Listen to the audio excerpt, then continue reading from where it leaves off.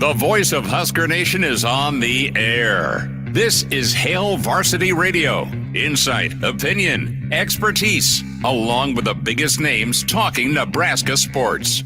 Join in with the show at 402-489-1240 or 1-800-825-5865. Now, here are your hosts, Chris Schmidt and Elijah Herbal. Clark in a straight check. Oh, he didn't need to do that. He threw it away. Ping, Pegues. Furman leads. Timeout, Virginia.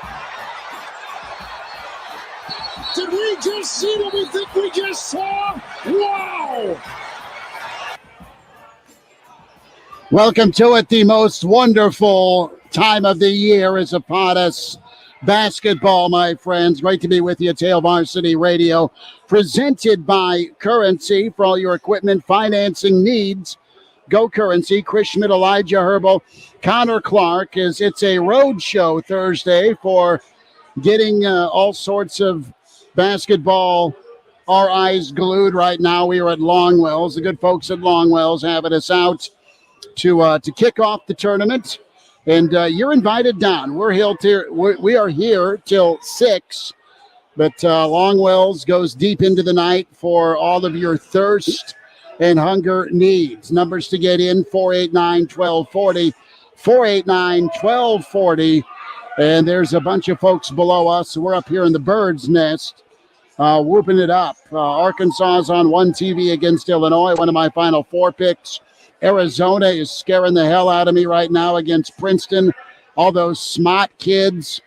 And Charleston is giving San Diego State, everything they want. Elijah Herbal nailing the Furman call. Not as well as Kevin Harlan did, but we'll give you some credit. Thank you. Where credit's due. Yeah, I think there's some guys down here trying to nail a pick. Because Longwell's has this interesting thing going today called Bet Your Beer. Yes, I'm going to get into that. And there's a table down here. They're the ones hooping and hollering whenever Charleston gets a bucket. I think they have beers on the line. They do. And let me tell you what's going on. Eric and the crew have. This is incredible. He handed me this sheet when I walked in, and in his hands he had all the tabs. Had all the tabs from the Furman game that people bet Furman, said, hey, I'll put my beer on the line. Here's how it goes. We invite you down to Longwell's. Bet Your Beer going on. Step one, you order a beer. Longwell's 76 selections for you on tap. Step two, when you're ready to bet, ask your server to print your tab. Step three, you pick an underdog. That underdog has to be a double-digit seed, okay? Step four, before the start of the game, write down said underdog on your bar tab and hand it over to Eric. Step five, root, have a cold one, enjoy yourselves here at Longwell's. Step six, if your underdog wins, your beers are free. Dum, dum, dum. That's right, you have a chance at free beer. Step seven, buy more beer, rinse, and repeat. So Bet Your Beer going on at Longwell's down here in the rail yard. It's awesome. There's been some years, and we've been down here about every year for the tournament, where it's been gorgeous and beautiful, and the garage doors are open, and there's a nice spring breeze going through. Today's not one of those days where the 40-mile-per-hour winds are a reality, but guess what? It ain't windy in here, as Illinois is getting pummeled by, dare I say it, my Arkansas Razorbacks. So we invite you down here. You can email the show, Chris at hailvarsity.com. Arizona up 1 at halftime over Princeton. And this is just magic. This is awesome to be a part of it. And we invite you down to Longwell's. Got us thinking when it comes to madness, sad or happy. It can be both. Your moment of Husker madness. Your moment of Husker madness. Last 3 years, last 5 years, last 20, there's been choices. There's been choices coming up on the show. We'll check in with Brandon Vogel. He has been to, I think, a couple of different Final Fours. So we'll talk all things ball with Bogue. Spring football also starts Monday, bright and early at 6 a.m. with Nebraska.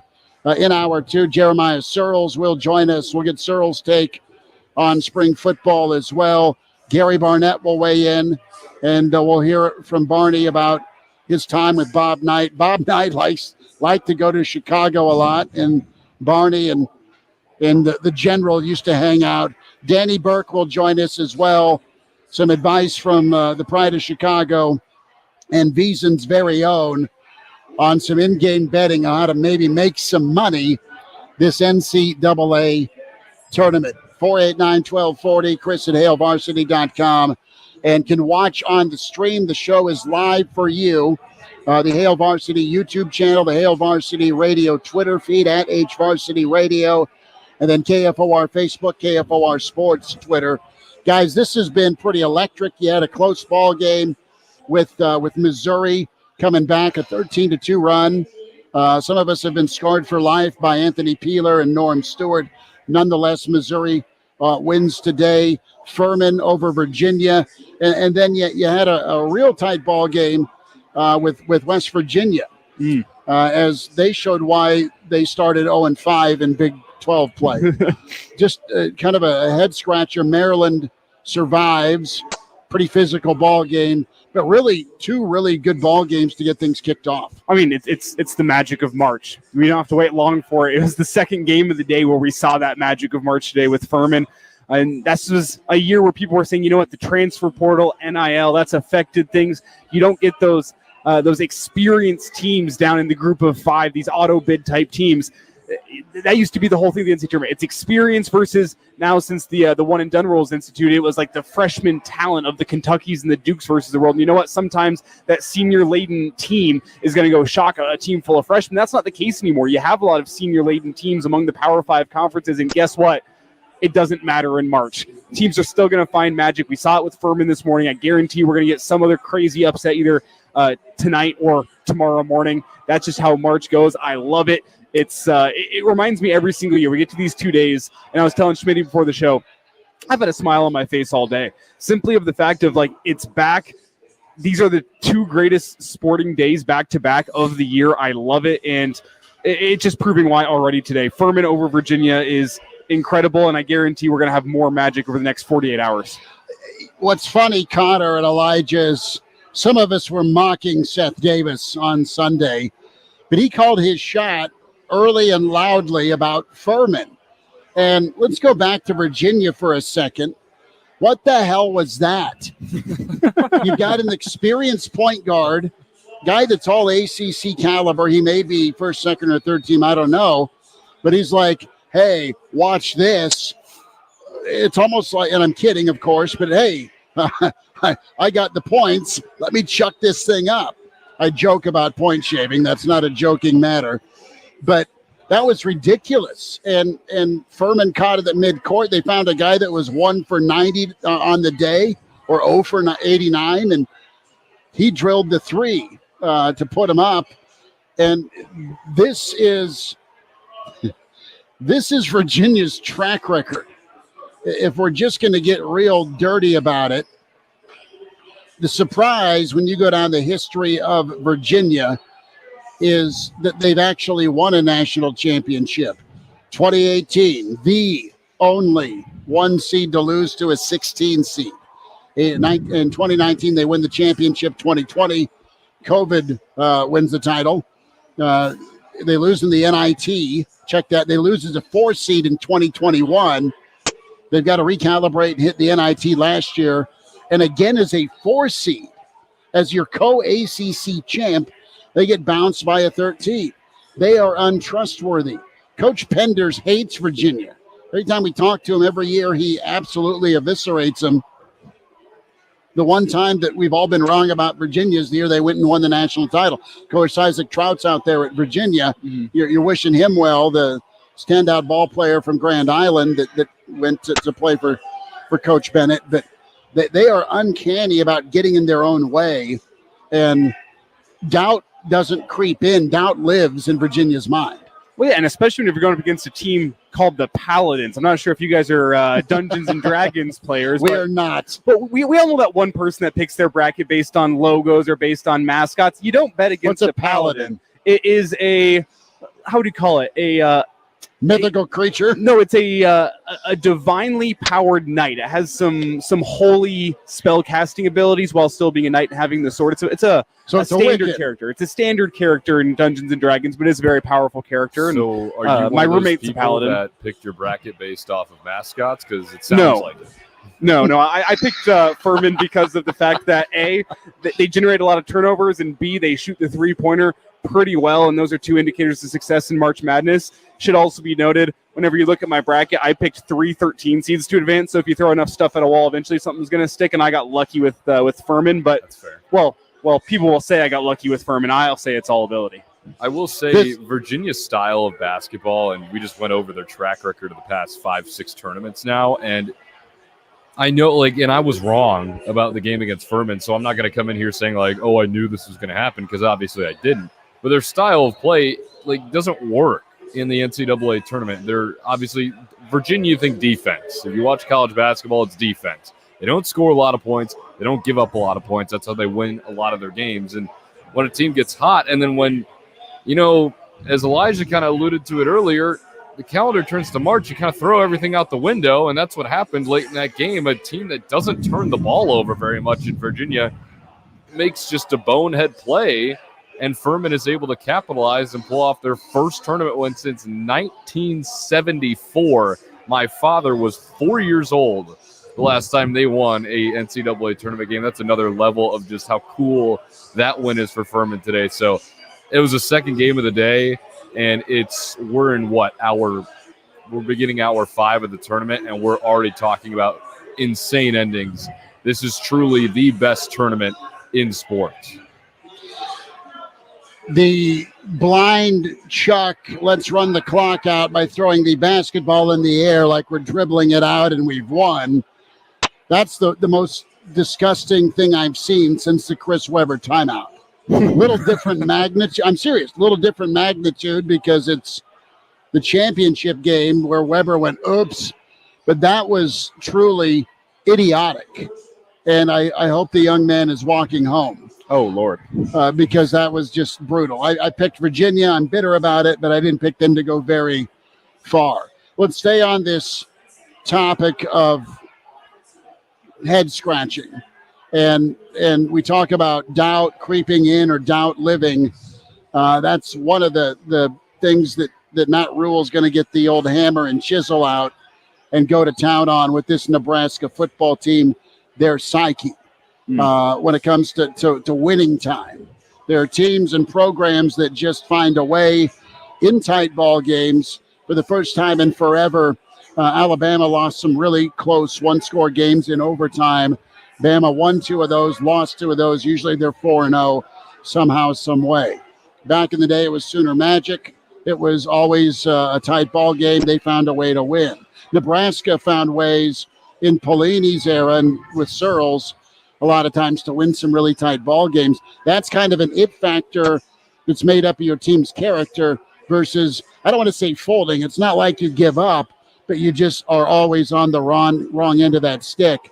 And that's like point 1A that Coach Rule wants to change is the confidence factor. Well, and that's something that we've hit on over the past couple of years, the Scott Frost tenure, and that's that, things haven't always gone Nebraska's way. You've gotten unlucky bounces, but if March Madness proves anything to you, it's whenever you watch these games, it's further proof that good teams make their own luck.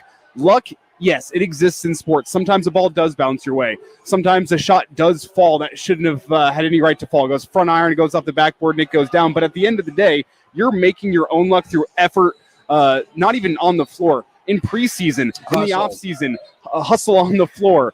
Making a defensive play to give your team another possession so whenever you do get a ball that bounces your way, you can capitalize on it. It's all these things that allow you to make your own luck, and I think March Madness is the perfect way to show that. You know what? Yeah, teams are lucky sometimes, but whenever you look at Sooner Magic back in the day, or Bo Pelini's teams are able to win in close games, those are teams that are making their own luck. And I think that's one of the differentiators between a good team and a great team. A bad team and an average team is how willing are you to put in the dirty work, make your own luck, and make things happen. Not always going to happen, but more times than not, you're comfortable in that difficult situation, or you thrive when the pressure is high. A reminder to come on down to Longwell's, Hail Varsity Radio on the road till 6 today. Chris Schmidt, Elijah Herbal, Connor Clark back at the studios as he is gearing up for Brandon Vogel. He'll join us via the stream, and you'll hear Vogues on air in just a little bit. Just a reminder, Longwell's presenting Bet Your Beer. Order a beer and ask the server to print your tab. You get to pick an underdog as part of this Bet Your Beer. It must be a double-digit seed. And then before the game starts, write that underdog on your tab, hand it off to Eric, the man here at Longwell's, and root on your team.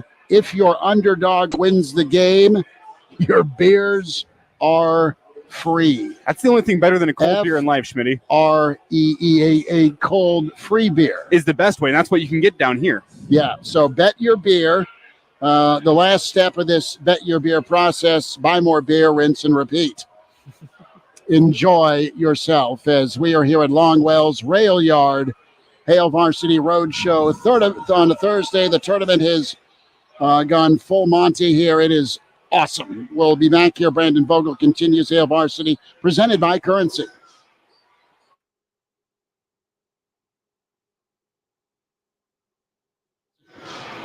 The dangers of secondhand smoke are well known. But what about secondhand aerosol, which is created when using e-cigarettes? Science already shows that secondhand aerosol can contain nicotine, heavy metals, and cancer-causing agents. Eliminating exposure to secondhand aerosol is an important step to keeping everyone safe. Breathe easier knowing the facts. For help quitting, call the Nebraska Tobacco Quit Line, 1-800-QUIT-NOW, 1-800-784-8669. Paid for by Tobacco Free Nebraska. Aired with the Nebraska Broadcasters Association and this station.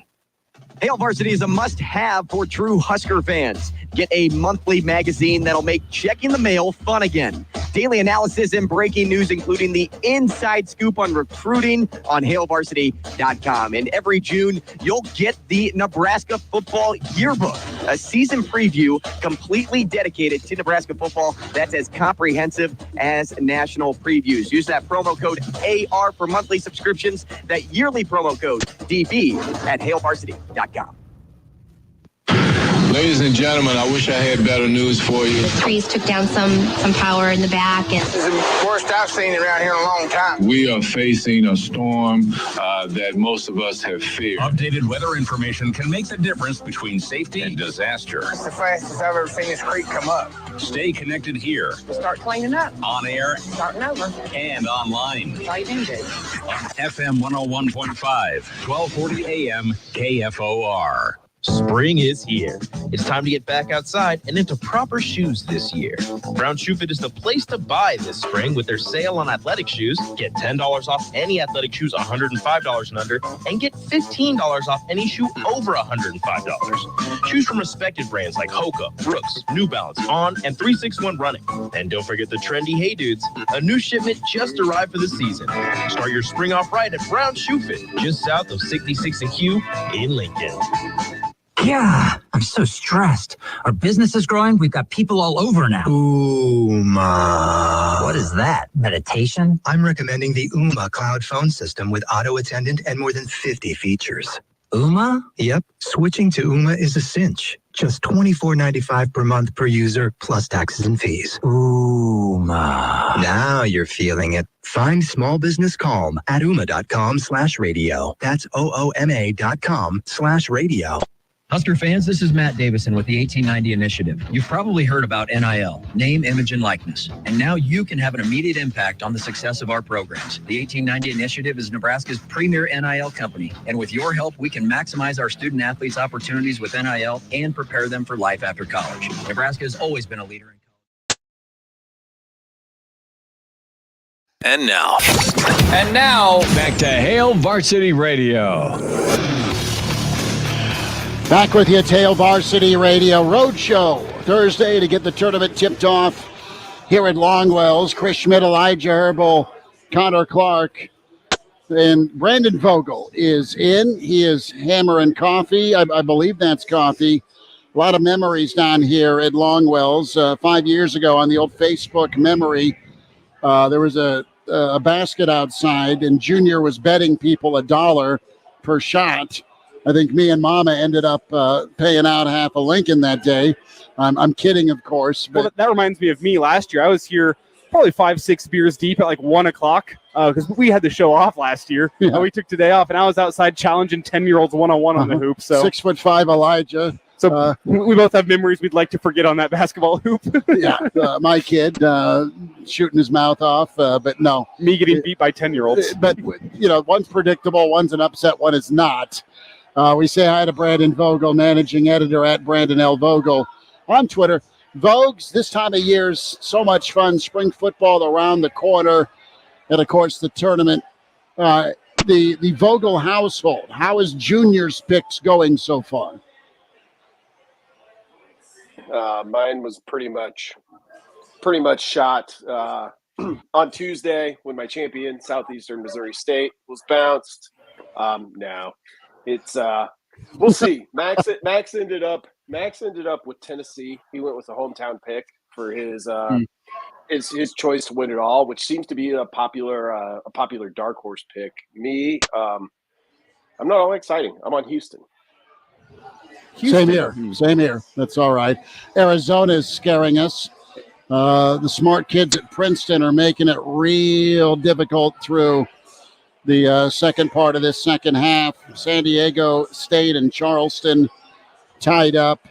Charleston has muddied that game up, to say the least. It has gotten ugly, the offense. Folks, you've been to the Final Four quite a few times, or maybe once. I don't know. Maybe I'm exact once. What Final Four did you get to? Did you go to the infamous timeout game, or was it the Arizona run? What Final Four did you get to? I was at, I'm forgetting what year it was. Must have been 2003-04 in San Antonio. And it was also a bachelor party, which I'll chalk up to me not having that much memories of the event itself, but it was fun in the Alamo Dome, way up top. If you're going to go to a Final Four, I recommend this stadium is way too big for basketball. We're all the way up here, but we're at the Final Four. It kind of added and tied everything up in a neat bow for me.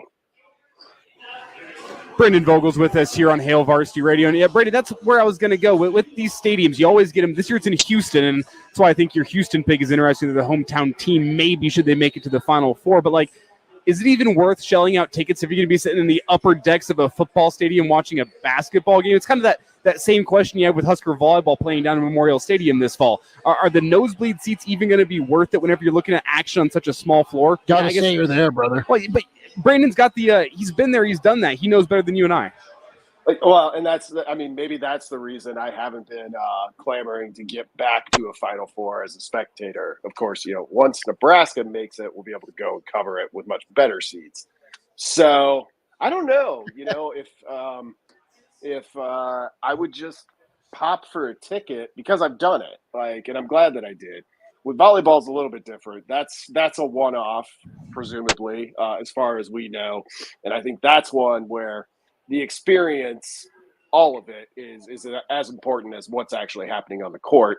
Now, that's a lot different than the basketball game played to decide our national champion. You might want to be able to see that one. Brandon Vogel's with us on Hail Varsity Radio. Brandon, were you correct on the Furman, Virginia game? Because one of us in the stream is, and it's not me, so I'll let you guess. I'll go with, no offense, Schmitty, I'll go with Elijah.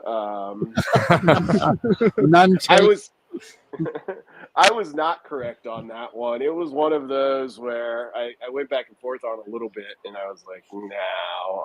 I felt like I'd already had maybe a couple too many first round upsets, so I went with the brand name Virginia, but I wasn't that surprised. Well, I wasn't that surprised to see him go down. I was just very surprised to see how they went down.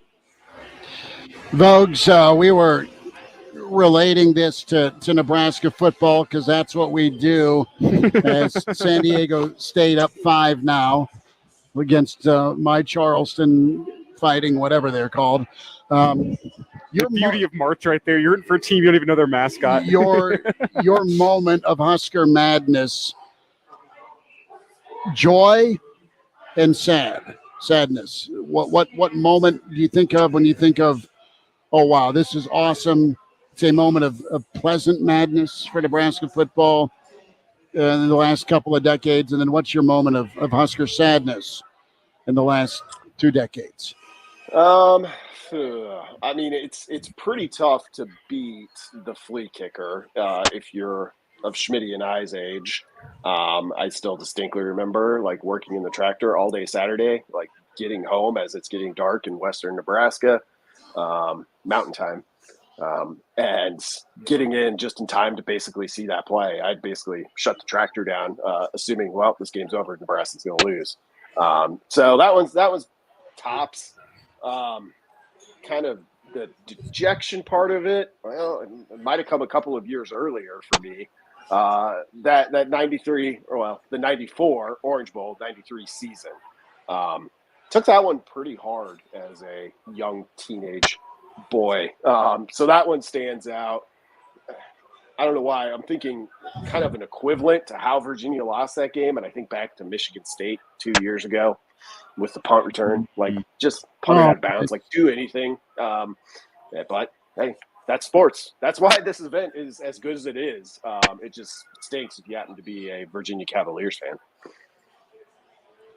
Brendan, what's your take on the 2009 Big 12 championship game in terms of the March Madness? It comes down to that final play. You get 1 second back on the clock. Where does that rank for you in terms of a March sadness moment for Husker football? That one's up there too. And boy, when you track back to that one, unlike the two that I mentioned, either the Orange Bowl against Florida State, like we know Nebraska kind of used that over the next 3 seasons, and then the flea kicker helped one of those seasons reach a national title. But, you know, we talk about this a lot with like current and past colleagues at Hale Varsity of, boy, if they win that game, how much changes? Like Bo Pelini has a conference title. You assume maybe they still go back right away the second year. It feels like one of those kind of inflection moments in a coaching tenure in a program's history, and didn't go Nebraska's way. You know, to link it to basketball, I think it was this way for me. At the time Texas lines up for that kick, and with what Sue had done in that game, I was like, he'll block it. Like I was 100% certain. I've written about this in a column in Hale Varsity before. I was like, he's going to block it. That's just it's Sue. It's the game of his life, and he's been good a lot. So it's a little bit like maybe one of the best players in college basketball. You know the ball's going to him, and the shot doesn't go in. It's Christian Laettner if the shot doesn't go in. That's kind of how I felt about 2009 and how Nebraska ended up losing that before you even got to the 1 second thing, or after you got to it, I guess. Alternate history. If Ndamukong Suh blocks that kick, does he win the Heisman Trophy? Great question. That's what I hadn't even thought of in all the time that we've talked about it. I think it probably does. I mean, it was still a tougher hill to climb for a defensive player at that point, and I think we've seen since then they keep getting a little bit closer every year in the Heisman voting. But that might have been enough in addition to what was it, 5.5 sacks? I can't remember off the top of my head, but that it would have been the perfect ending to basically the perfect football game a defensive lineman could play. Vogues, a thought on spring as it gets real Monday morning at 6 a.m. and a lot of different storylines. Also, a lot of key cogs are injured. But with this spring here, job number one for Rule is what? We've talked about assessing. We've talked about kind of gauging this team. But what do you think what do you think job one is for him as he gets going? Because they've had a little time to get to know one another this winter. Yeah, they've had time to get to know one another, which is important. They've had time to see how they work in all of the things outside of practice. I think objective number one for Nebraska this spring is for Rule and the rest of the coaches to get as complete an understanding as you possibly can in 15 practices come late April.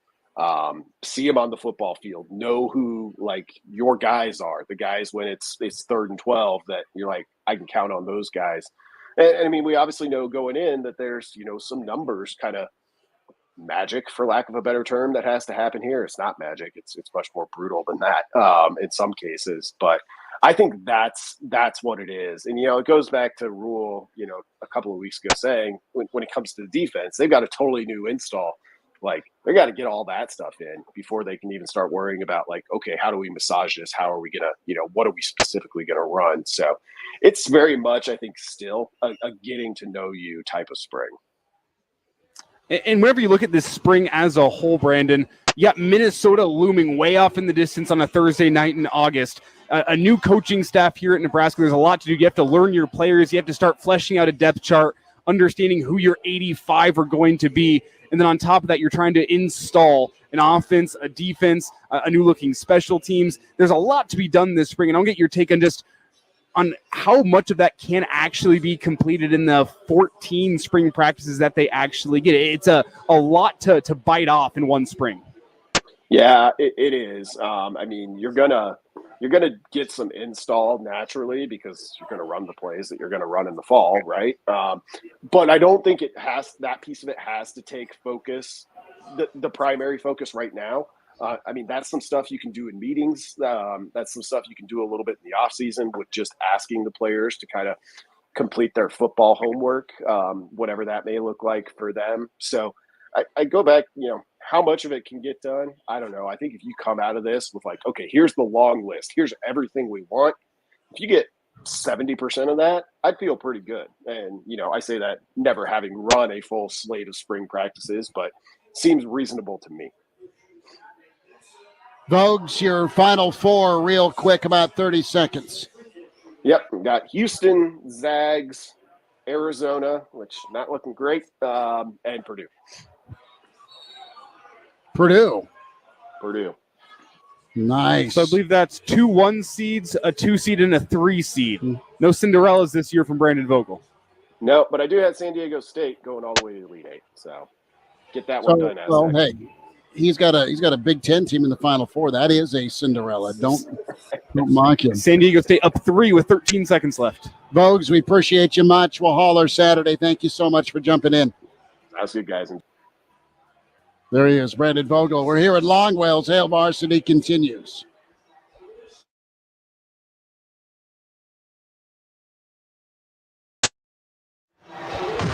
Your home for Kansas City Chiefs football, Lincoln Salt Dogs baseball, and local high school sports. Local and regional coverage can be heard right here on KFOR, FM 101.5, 1240 AM, and KFORnow.com.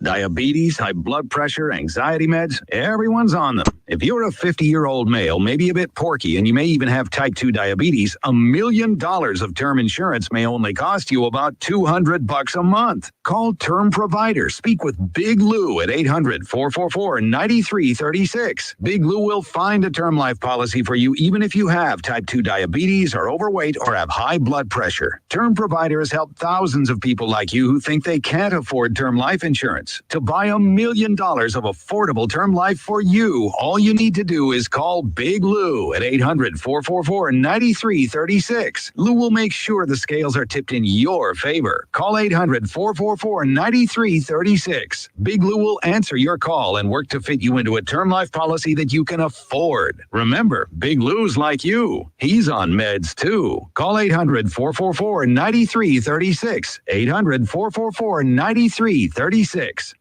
Mr. Clean, Mr. Clean. Of course I use Mr. Clean Magic Eraser to clean tough messes off my stovetop and bathtub. But then I discovered I can also use it to easily clean my patio furniture and even my shoes. I'm hooked. And when wipes won't cut it, I use Magic Eraser Sheets. They're thin and flexible erasers, perfect for everyday messes, like gunk on my counters and sinks. They really are magical. The reviews are in. Mr. Clean Magic Eraser and Sheets make cleaning look easy. You've got your very own handyman. to help remodel your home. Victor, tell us about your bathroom dilemma. It was dated. I've had plenty of guests tell me, what is up with your bathroom? It needed a serious facelift. Who did you turn to for help? I walked into Handyman. I was really impressed with the amounts of materials that they had to choose from. I could tell that the quality of materials that Handyman had couldn't be beat. Sheila directed me in a way where it was going to fit my budget. I got everything from the onyx walls to the shower door to the vanity, countertops, the fixtures, even down to the medicine cabinet, which was just phenomenal. How did these help transform your bathroom? The bathroom looks huge. There's a lot more room, and the medicine cabinet is massive, and there's mirrors galore with lighting, and it's like, wow, I've got a fabulous bathroom right now. For the very best in bathrooms, come to Handyman, under the arch on Sun Valley Boulevard, Lincoln.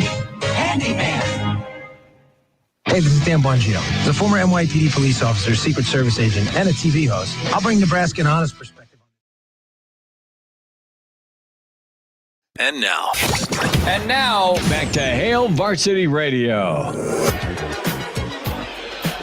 The Fighting Kawhi Leonards survive 63-57 San Diego State over Charleston. Right now, Arizona is up by 6 with 14:20 left in the, we'll just say in regulation. Arizona is not whacking Princeton like they're supposed to. Chris Schmidt, Elijah Herbal, Connor Clark, Roadshow Thursday. We're down here at Longwells in the rail yard, getting all of your madness needs taken care of. I got a bet for you to tell you about. Hour 2, Jeremiah Searles, Coach Barnett, and Danny Burke from VEASAN. Reminder about your friends at Dyer Law. Personal injury, a serious situation. If you've been hurt in a personal injury accident, you can count on Dyer Law to provide you with the help and that helping hand you need, no matter what you're dealing with. Call Dyer Law, that team of Dyer Law today at 402-393-7529 or visit dyer.law to chat with a trusted professional about your personal injury claim. That's Dyer, D-Y-E-R .law. Give your friends at Dyer Law a ring today. Numbers to get in here with Hail Varsity Roadshow Thursday, 489-1240. Can email Chris at HailVarsity.com. The stream open for you, Hail Varsity YouTube channel or the Twitter feed at HVarsity Radio. Damon and Andrew back at it tomorrow, of course, 7 to 10 with coffee and cream. So we're talking madness, your moment of Husker madness. And Brandon Vogel hit a couple, the good and the bad. The good, of course, the kick by Shevin, the catch by Matty D, and a win down in Columbia. That was awesome. Right? A lot of us remember where we were. True elation that they pulled that one out. Vogues touched on the Florida State-Nebraska Orange Bowl. Him and I are of a certain age, and that is one of the games that drives you nuts. Connor and Elijah, you guys are not as gray as me and Vogues. Is there a moment of madness for you when it comes to Nebraska football? And listen, you've got a lot to choose from. We got more sadness than madness. Yeah, you have more sadness than madness. And it's true. I guess for me, I'm going to say tied up there with the onside bull crap from last year in Ireland. I know that was one play, but also the loss to Illinois. If you go back to 2015, where Nebraska's up and then Tommy doesn't kneel on it, or there's miscommunication and you lose to lowly Illinois and their interim coach. Now, Nebraska finished that season strong, but it really kind of kicked off a tough run against the Illini. It's not been good for Nebraska football. It's been really problematic. Now they're a really pretty talented program right now with Coach Belon. They've not always been that way, but right now, either the end of the Illinois game or the loss to Northwestern, that onside kick is right there. But there's 100 to choose from. Well, see, I kind of like the Northwestern pick. for the international incident, the Dublin debacle, whatever you want to call it, because it's the ultimate underdog story for Northwestern. They didn't win another game all year long. They were barely even competitive in another game all year long, yet they were still able to take down Nebraska. That's a madness moment for them. The fact that Nebraska is going to make self-inflicted errors, they're going to capitalize on them, they're going to win a game that they really shouldn't have won. That screams March Madness to me. So I like that pick, but the ultimate sadness pick is one that I went back to with Vogel. The Texas-Nebraska 2009 Big 12 championship game. You get 1 second put back on the clock. Justin Tucker nails the field goal to send you home. So whenever you were convinced that Nebraska was going to win that football game, the kick goes out of bounds. Texas on a short field. They only need to pick up 15, 20 yards. You think it's over. They kick the field goal. That's the ultimate heartbreak moment. That reminds me of a dagger buzzer beater 3 from half court with 2 seconds left on the clock that the winning team thought, you know what, it's over. The fans are packing up their gear. They're ready to leave the stadium, and boom, a half-court shot for the win. That's what that Texas 2009 Big 12 championship game feels like to me. So that's probably the ultimate March sadness moment for me. But, Connor, do you have anything else you'd like to add to this? You've seen a lot of sadness over the past couple of years. I've seen too much sadness over the past couple of years. I think you could throw Michigan State 2021 into that category of March sadness because that was rough. I was at Schmitty's house for that one, and you should have seen the look on our faces. I mean, you're up. Well, you're not up, but you take the lead. You hold Michigan State to, what was it, 15 total yards in the second half? Zero first downs. Yes. And you lose because of the poor execution on the punt return, obviously, that everybody remembers, and then the interception that followed in overtime. And all Michigan State needed was a field goal, and they got it. So I think that is up there. I mean, there's just so many moments, obviously close games from that season. Obviously, the onside kick, I like what you called it, Elijah, the international incident. I think I will refer to that as that from now on. So that's definitely towards the top of my list. But, yeah, Northwestern, Michigan State up there. This one's not really I guess, Nebraska fault one, but the JoJo Doman pass interference call against Michigan was pretty insane. Was awful. That was if you want to throw that in the madness category of that just being insane, I think you could throw that in there as a long shot. See, I think of madness. Whenever I think of madness, I don't think of something that leaves me sad. And I guess I can see where you're coming from, Connor. But the March Madness moment of Husker football to me is the Nebraska Northwestern Hail Mary. You got Ron Kellogg just chucking it up there. He's going crazy on the field whenever Westerkamp brings it down. Come on. It doesn't get any more March than that.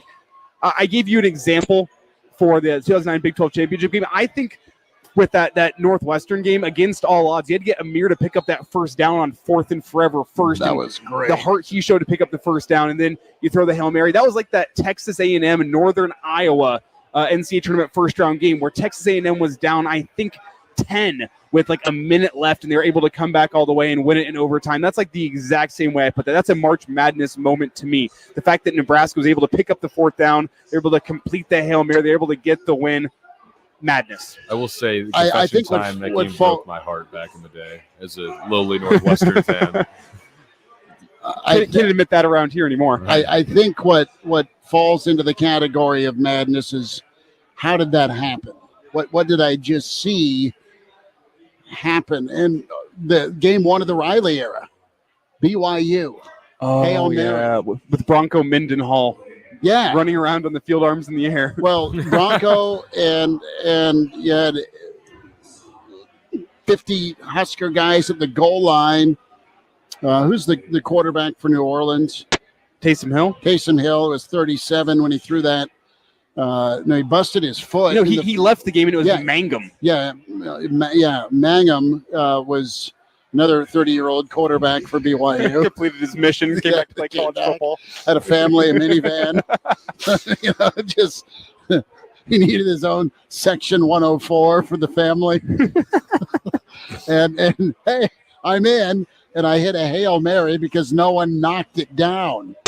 And that was the start to the Riley era, where you're just like, whoa, you're blinking and going, how did that just happen? That's a surreal moment. But today and this time of year, what madness all about with incredible moments. I can't believe what I just saw. And how did that happen? So we'll wind down this first hour. We're here at Longwell's Hail Varsity Roadshow. Hey, we're presented by Currency.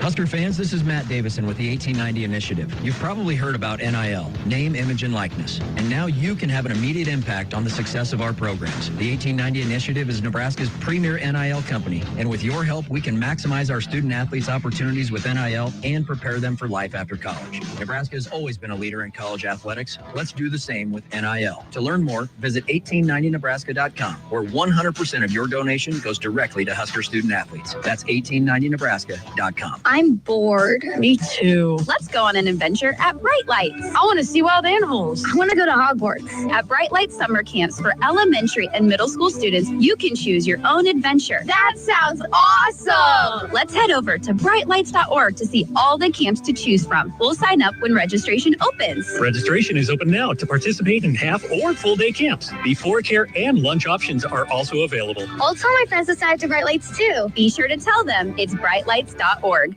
If you have an IRA or 401k, please listen closely. My name is Jason Hansen. I'm a former CIA officer and New York Times bestselling author. Throughout my career, let's just say I've been in some hairy situations. And I believe right now the biggest threat facing Americans is they need to protect their wealth, which is exactly what I'm doing for my wife and 6 kids. And I believe the ultimate safe haven is physical gold and silver. You can protect your hard-earned retirement assets with a tax-free loophole that allows you to convert your retirement into physical gold and silver. The folks I use are Advantage Gold, and believe me, I've investigated the heck out of all types of people. Advantage Gold is the nation's highest rated gold company. They have the best process, pricing, and service. If you want to get your free gold and silver investment kit, please contact Advantage Gold right now, and you'll see how easy it is to protect yourself with precious metals. Call 800-900-8000. That's 800-900-8000. 800-900-8000. Advantage Gold is not an investment advisor or a tax advisor. Consult with your financial advisor before investing. Call 800-900-8000.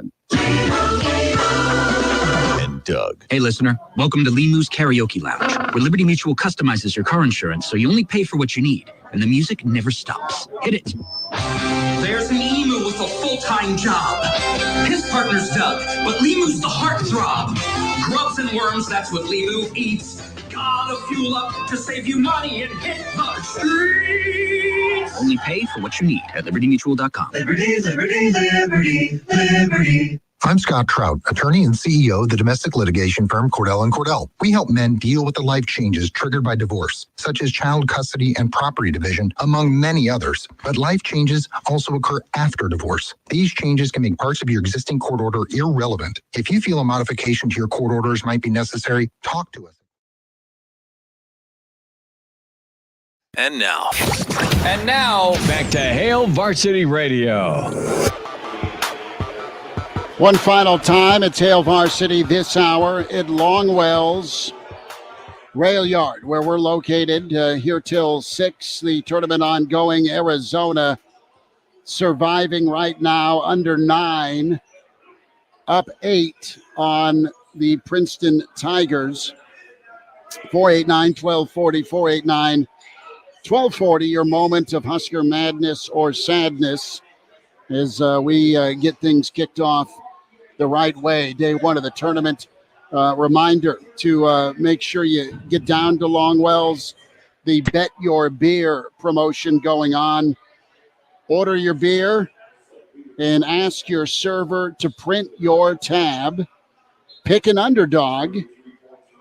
It's got to be a double seed. You have plenty of options the rest of the evening. Before the start of the game, write that underdog on your tab and hand it over to Eric, the main man here at Longwell's.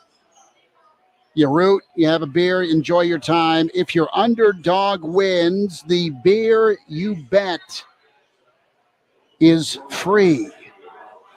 Chance at free beer down here at Longwell's. I said free.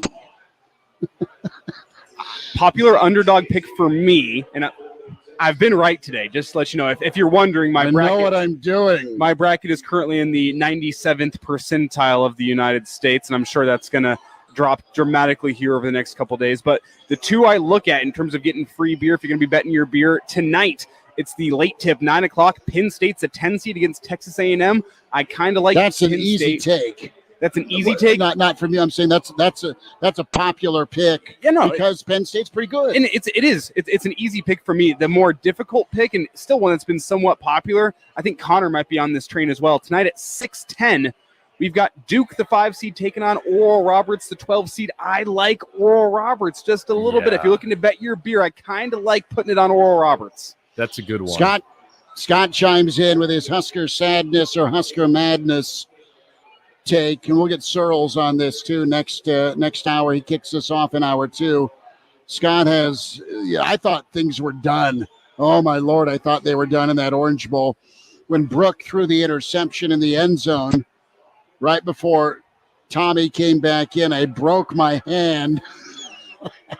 I'm laughing with you, Scott, slamming it into the arm of my recliner. What kind of padding did the arm of your recliner have? He probably had a closed fist and just how slid hard away. did you hit it? That's my question. Well, Doesn't matter how. You don't. Here's the scenario. And Scott, thanks for this setup. We'll get to your emails. Jim has an email as well. But, Nebraska recovers or gets the football at the 4-yard line because the snap went over Miami's kicker's head. The little dude chased it down and kicked it out of bounds. Well, it was an illegal kick at the 4, so Nebraska gets it. They go full house backfield. They roll Brooke right, and he's trying to hit somebody in the corner, and there's no one open, so he just chucks it out of bounds. Well, the Dwight Clark impersonation was very real in the back of the end zone, and Nebraska was hosed. But Nebraska got the football back. The defense got a 3-and-out, and Tommy came in along with Schlesinger and LP and that defense and saved the day. But that was a moment. My question for Scott is, did you receive treatment for the broken hand before the game ended or after the game ended? I think that's a real test of your Husker fandom. He waited. I don't know Scott at all, and I love him for listening, but he totally waited. Oh, I'd wait. You're going to just get a cold beer and ice that puppy up until it's time. Reminder to get buckled up, hands on the wheel, eyes and minds straight ahead. Driver's got one job. That's to drive a message from the Nebraska Department of Highway Safety Office.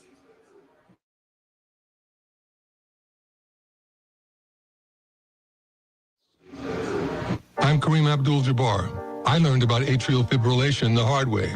My symptoms would come and go. Shortness of breath, fatigue. I kept going. Then I got so lightheaded, I couldn't. My doctor said I have AFib, so I'm about 5 times more likely to have a stroke. Other symptoms, irregular heartbeat, heart racing, chest pain can come and go, but the risk of stroke stays. If you have symptoms, tell a doctor. Visit notimetowait.com. Sponsored by Bristol-Myers Squibb and Pfizer. Technology lets autonomous vacuums work around the house. Ow, that's my toe. But when your team has to work seamlessly around the world, you need more than technology. You need CDW, who can help transform your organization with Lenovo ThinkPads, pre-configured for management flexibility with the Intel Evo platform. Responsive collaboration tools give your team effortless connectivity to stay focused wherever they work. That's it. Go to your charging station. Lenovo makes seamless productivity possible. CDW makes it powerful. Learn more at cdw.com/Lenovo client. Get ready for massive stunts, all-out racing, and crazy skills.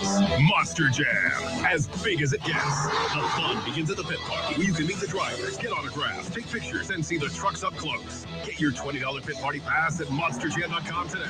Must have valid event ticket to enter pit party. Restrictions may apply. Rules and activities are subject to change. Visit website for event details. It's full throttle family fun. Coming to Pinnacle Bank Arena April 7th and 8th.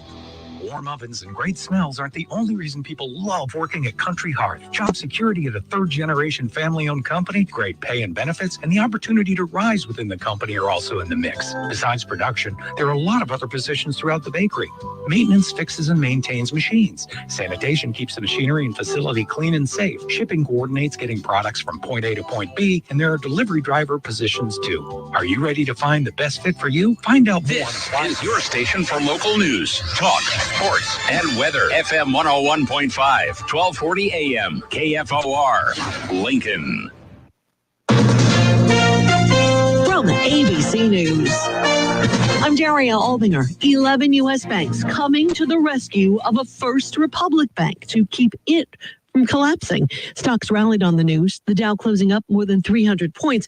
Treasury Secretary Janet Yellen. This week's actions demonstrate our resolute commitment to ensure that our financial system remains strong and that depositors' savings remain safe. The White House wants Congress to do something. The White House says it is looking closely at a bipartisan bill that would roll back some of the 2018 banking deregulation. Press Secretary Karine Jean-Pierre also referred broadly to other regulations that could be coming soon. We have seen bipartisan support on a piece of legislation, Warner-Porter bill, and so we appreciate those folks putting their ideas together and putting that on the table. So we're going to work closely at that bill and other regulatory changes as well. Jean-Pierre would not get specific about what changes President Biden wants to see. Karen Travers, ABC News, the White House. U.S. military video shows a Russian fighter jet spraying a U.S. drone with jet fuel after they collided over the Black Sea. Given the reckless and dangerous behavior, and to demonstrate publicly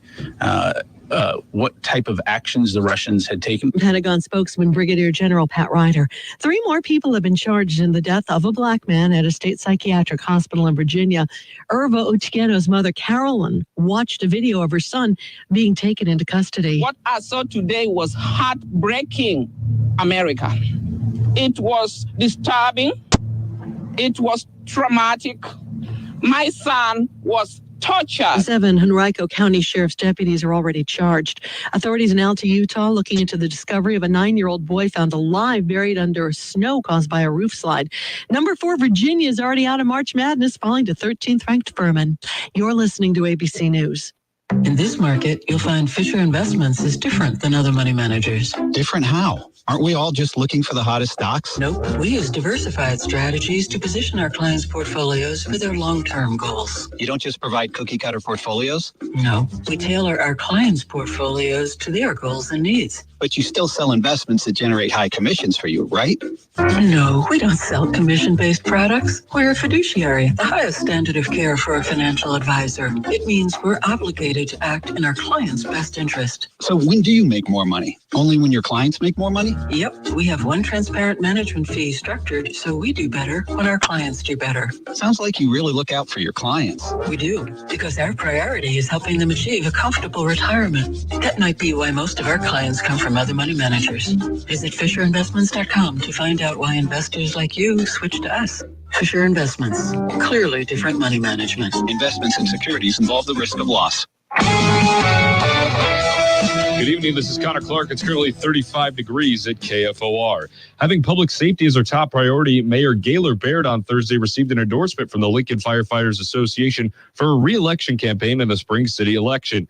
The mayor complimented firefighters for their continued efforts of community engagement. They've done a lot to really educate the public about what they need to do their jobs well. And so I think we're in a good place to make progress on that priority. And that's a big one.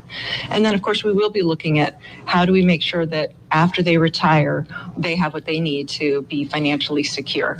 Gaylor Baird received the Lincoln Firefighters Association endorsement during her first mayoral campaign back in 2019. Slow to navigate economic growth is being shown through the latest monthly survey of Bank of CEOs in rural areas of a 10-state region, including Nebraska. The Creighton University Rural Main Street Index released Thursday by Creighton economist Dr. Ernie Goss shows the index fell below growth neutral of 50 to 45.6 in March, down from the 50.1 in February. He says less than 1% of bankers reported economic conditions improving for the month, but 92% indicated no change from February's slow growth. A Lancaster County District Court judge on Tuesday overruled a motion from the city of Lincoln to dismiss a lawsuit filed by former Lincoln police officer Aaron Spilker. The suit alleged sex-based discrimination and insufficient efforts to investigate her reports, according to the Journal Star. Now the case is a step closer to going to what may be a jury trial. Spilker's complaint included graphic sexual harassment comments. The city's attorney's office is not discussing the case due to pending litigation. Spilker had resigned from the LPD last March. Temperature right now at KFOR, it is cloudy and 35 degrees. A wind advisory in effect until 1 a.m. on Friday. Tonight, gradual clearing, but still windy, a low of 24. For KFOR News, this is Connor Clark. Ladies and gentlemen, I wish I had better news for you. Trees took down some power in the back. And this is the worst I've seen around here in a long time. We are facing a storm that most of us have feared. Updated weather information can make the difference between safety and disaster. That's the fastest I've ever seen this creek come up. Stay connected here. Start cleaning up. On air. Starting over. And online. Right into. FM 101.5, 1240 AM, KFOR. Attorney Joe Cordell. Divorce forces a father to focus on what's most important, his children. You may no longer be a husband, but you'll always be a dad. In the divorce process, this comes down to three key concerns: physical custody, decision-making, as well as financial support. Each of these is important, and it's important that you choose a lawyer. The voice of Husker Nation is on the air. This is Hail Varsity Radio. Insight, opinion, expertise, along with the biggest names talking Nebraska sports. Join in with the show at 402-489-1240 or 1-800-825-5865. Now, here are your hosts, Chris Schmidt and Elijah Herbal. Back with you, it's Hour 2. It's Hail Varsity Radio, Road Show Thursday here at the Single Barrel as the second round of games concluding. Arkansas flexing a bit here on Illinois, and it is all sorts of tight and tenuous with 2-seed Arizona. Some of us have Arizona in the Final Four and championship game. Numbers to get in: 489-1240, 489-1240. We invite you down to Longwells. We're here till 6, but plenty of hoops action deep into the night. You're invited down. I will tell you how you can bet your beer, which could result in free beer. But we have been talking about March Madness, and we've talked Husker Madness and Husker Sadness. More input there. We are efforting Jeremiah Searles. We'll get Searles here in just a moment. Dan tweets in, Scott kicked this off when it comes to Husker Madness. Scott reiterates, yes, the fist was closed. And he also says he went after the game, so good for Scott. Yeah, he had to rub some dirt on it here. But Dan tweets in, he says, I broke 2 knuckles during the 95 Orange Bowl. I jumped up and hit the ceiling when Schlesinger scored the last touchdown, and then I did it again after Terry Keneally got the sack. So those are some moments of madness where it turned out okay for Nebraska. Brandon Vogel was with us as he got things kicked off, and the sadness part was the Orange Bowl against Florida State. The madness, the how did this just happen? Wow, was absolutely the flea kicker game where Nebraska won in Columbia, forced overtime. And then you had the Missouri sandwich between Rucker and Wistrom. Speaking of madness, Princeton with a chance to take the lead. They knocked down a 3, get a defensive stop. They're now down by 1 and on a 13-4 scoring run. This is in trouble. This is hurting my eyes right now, but great setup and sight for you. I mean, it's hard to focus on a radio show with the game. Here at Longwells. Tell you what. Gary Barnett coming up here in about 20 minutes. That was a tough shot. Arizona rebound. And then Danny Burke will join us from VSiN Sports Network. The Pride of Chicago is going to be with us here on Hail Varsity. Some in-game betting for sure with Danny, and he's got some tournament picks for you. You think Danny picked Furman? I will ask him. I did see a fun video last night where is this guy taking us through his betting strategy of last year, where he put down $100 every single March Madness game for what would that be, 63 games, so $100 on every single underdog. He only hit like 14 of them, but he ended up making money because of how much money you can make off the underdog. So I think he ended up like $1,000, which seems like a lot of work to just make $1,000. But hey, $1,000 is $1,000. So the underdog, I wonder if that's a good strategy. We'll have to ask Danny about that. We'll also email in from Jim here on Husker Sadness. Marcus Dupree running for thousands of yards and no one touching him. Oh, I broke 4 chairback seats and learned a lot of new vocabulary. Luckily, that was 1980. 82 is Dupree's last year before he lost connection with Sooner Nation. See, in the best and closest I have to that is that Nebraska-Wisconsin game, Melvin Gordon going That's off. also part of the Husker sadness with Jim's email. I think that was 2014. Yeah, well, he goes to Melvin Gordon in the Big 12 title game, Big 10 title game. He's going to say computer issues now as we welcome in Jeremiah Searles. Back from the road show, man. Searles, you've been doing the world tour. We're down here at Longwells for the NCAA tournament. How you doing, bud? Thanks for joining us. Absolutely, yeah. Sorry I'm a little late there. I had a client call. You know, the old Jerry Maguire, show me the money. I got to make sure I answer the phone when those guys call so that I can keep the lights on Jerry in my or are you house. Bob Sugar? I'm Jerry. Are you Jerry? Okay. I'm Jerry. I grabbed the goldfish and said, "Who's coming with me?" So no, it's good. It's legitimately good. though. Yeah. Legitimately though, how accurate is that movie of a portrayal of a sports agent? Now that you're into the life a little bit, is it accurate? It's more accurate than you would think. You know, I think it depends on the guys you have, but there's absolutely the Rod Tidwells of the world do exist. Oh, I'm sure. Oh, and I'm sure that plays well with the quiet, hardworking, humble offensive lineman. Oh, yeah. Oh, yeah. That's why, I always like to go for those quiet, working, hard offensive linemen, not necessarily the Tidwells and I don't always get along. I get it. Searles, it is the madness time. We've hit on this topic. Moment of Husker madness for you, like, oh my God, I can't believe that happened. How did we win that? And then moment of Husker sadness. What the hell just happened? We lost the ball game. Do you have an example for each? Since I don't know, you played 4 years. Yeah, the Husker like madness good one is when we beat Michigan State in 2011 when we were down 11 with like 5 minutes left to go, and we ended up coming back. Jamal Turner, corner of the end zone, touchdown, walk off. One of those where the game you thought was kind of over and come back and to win that game in that fashion was really fun and awesome.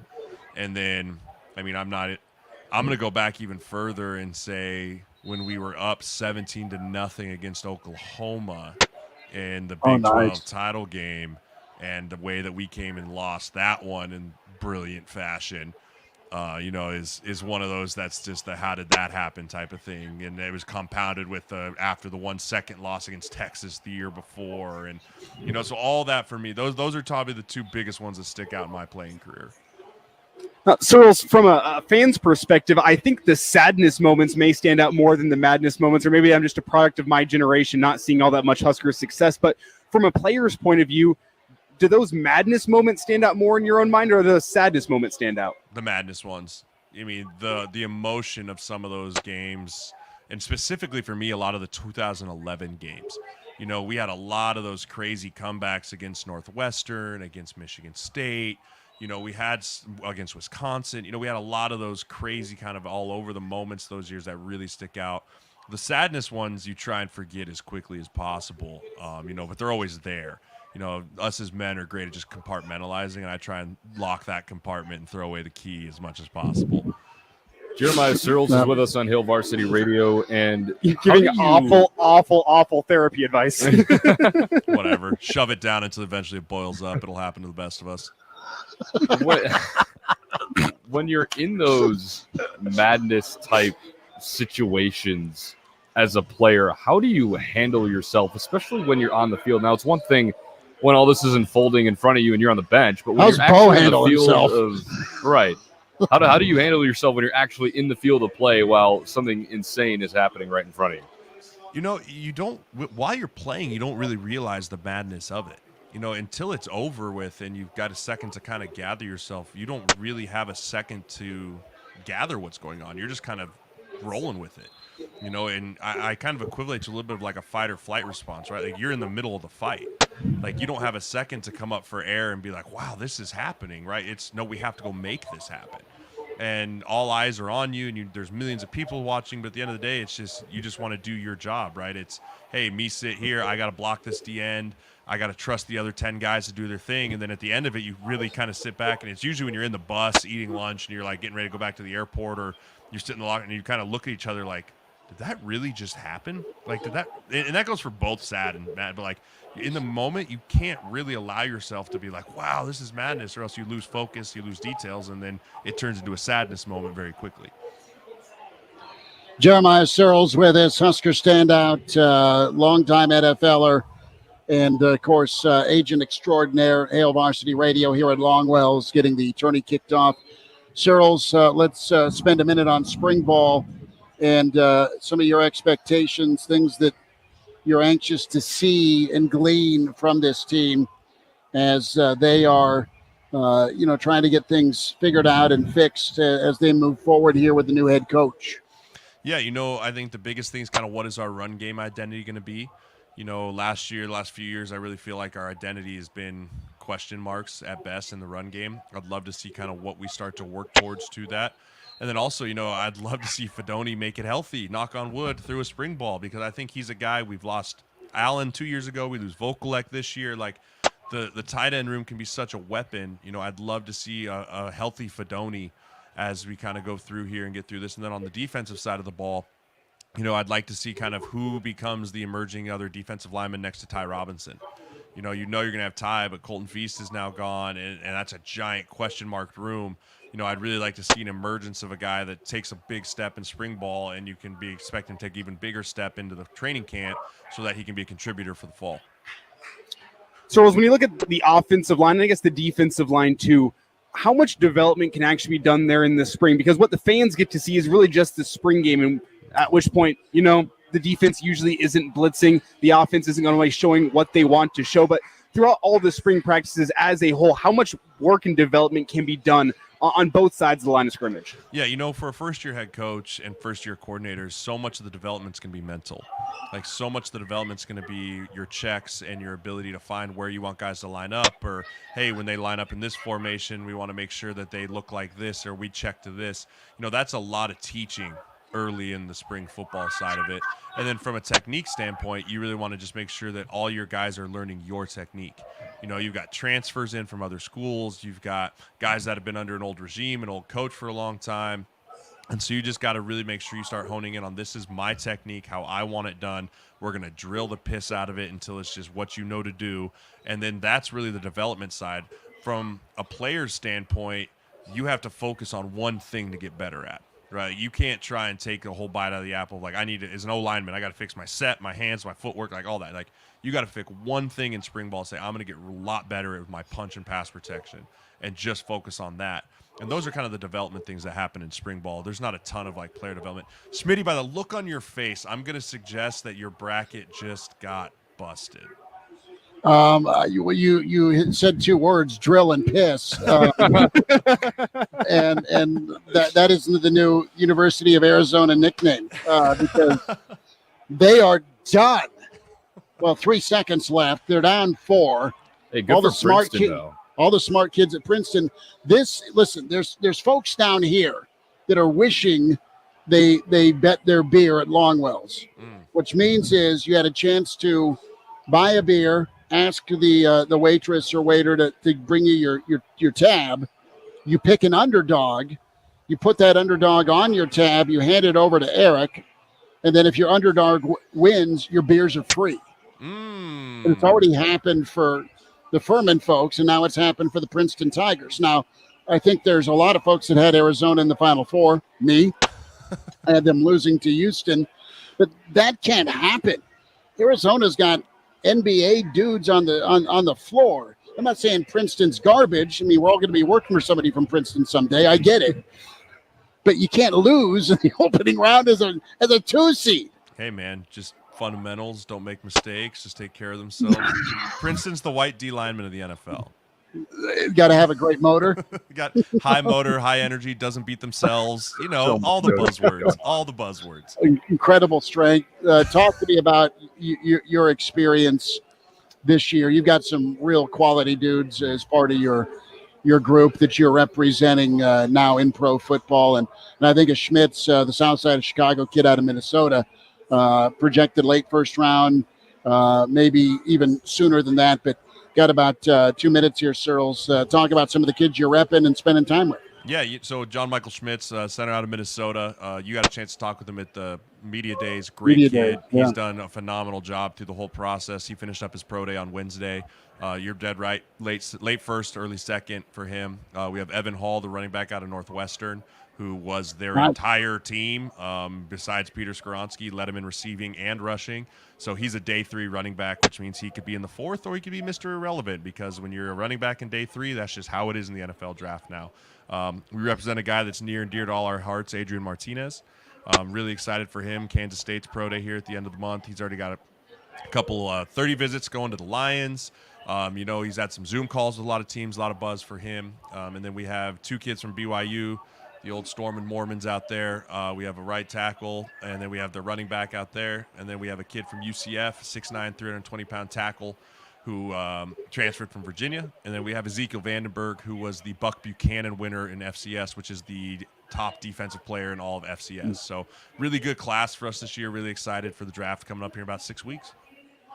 Searles, quickly, I'm not sure how much you're going to be able to elaborate on this, but with Adrian being drafted into the USFL, just how does that work? What does that mean for his NFL draft status? Yeah, the USFL is a joke. As far as the draft of the USFL is a joke. They made way bigger deal of it. It's going to be, and then for them, they basically drafted their negotiation rights. And what I mean by that is, if for whatever reason, he doesn't make it in the NFL and he wants to go play in the USFL, they would have first dibs at him to say, you have to come play for us first. It's what Canada does too. Canada has neg rights on all kinds of guys. The USFL made it a huge deal like it was the draft. It means nothing. It just means they own their rights. I thought it was way blown out of proportion, and it made a lot more questions than answers for people. Jeremiah Searles with us, Hail Varsity Radio. Searles will get caught up again, bud, and get some thoughts here probably midway point through spring, and then a recap. Hey, you're awesome for giving us a few minutes. You're running around with clients, with kids, and thanks for jumping on, bud. Appreciate it. Absolutely. Always appreciate you. Absolutely, guys. I love you guys as always, and as always, go Big Red. I thought he was going to say go Princeton. Should have. Appreciate it, Searles. There he is. Later. We'll take a quick time out. I'm going to go punch something. It's okay. And Gary Barnett on the way. Hail Varsity live at Longwell's, presented by Currency.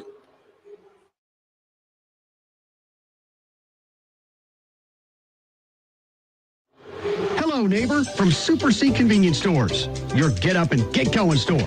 Start your day with a Rockstar or Monster energy drink. Or if you're more of a coffee or soda person, Super C invites you to start something big with a cup of Township 9 coffee. Remember to ask for a Super C punch card. Buy 5 coffees or fountain drinks and get the next one free. Also, get your ride cleaned up at any one of our 3 soft touch car washes. Whatever gets you going, get it at Super C, now with 11 locations, where they're always happy to see you. The dangers of secondhand smoke are well known. But what about secondhand aerosol, which is created when using e-cigarettes? Science already shows that secondhand aerosol can contain nicotine, heavy metals, and cancer-causing agents. Eliminating exposure to secondhand aerosol is an important step to keeping everyone safe. Breathe easier knowing the facts. For help quitting, call the Nebraska Tobacco Quit Line, 1-800-QUIT-NOW, 1-800-784-8669. Paid for by Tobacco Free Nebraska. Aired with the Nebraska Broadcasters Association and this station. Hail Varsity is a must-have for true Husker fans. Get a monthly magazine that'll make checking the mail fun again. Daily analysis, the breaking news, including the inside scoop on recruiting on HailVarsity.com. And every June, that's right, every June, you'll get the Nebraska Football Yearbook, a season preview completely dedicated to Nebraska football. That's as comprehensive as national previews. Remember, get to HailVarsity.com. I think it's just vapor. Vaping is safer than smoking, isn't it? There's really not even that much nicotine in them, right? One vape pod has as much nicotine as 1 pack of cigarettes. My kid knows it's dangerous. 5.4 million American kids vape, and most think it's harmless. Get your head out of the cloud. Talk to your kid about vaping. Visit talkaboutvaping.org. That's talkaboutvaping.org. Brought to you by the American Lung Association and the Ad Council. Did someone say basketball? Rosie's Downtown has all the basketball your eyeballs can handle. Open early for all the games daily. Plus, if that's not your game, live music Thursday, Friday, and Saturday night. $8 pitchers all week. And if you're looking for a great place to hold a reception, graduation party, or just general get-together, Rosie's Downtown is the place. If there's fun to be had downtown, it's at Rosie's Downtown, 10th and P. Serving overseas was just the beginning. We might be home from war, but our mission continues in communities all across the country. It's why we're out there in times of peace and crisis, providing meals to the hungry and supplies to the sick. It's why we're giving strength to those who are too weak and bringing.